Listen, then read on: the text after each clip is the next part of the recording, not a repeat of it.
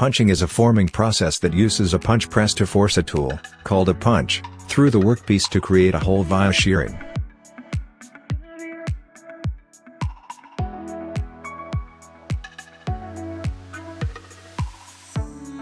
Punching is applicable to a wide variety of materials that come in sheet form, including sheet metal, paper, vulcanized fiber and some forms of plastic sheet.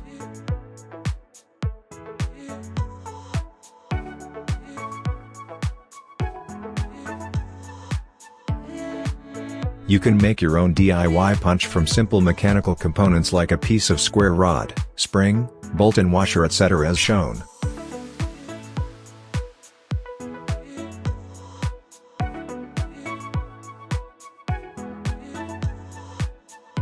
Certain mechanical process like boring and welding are involved in this process.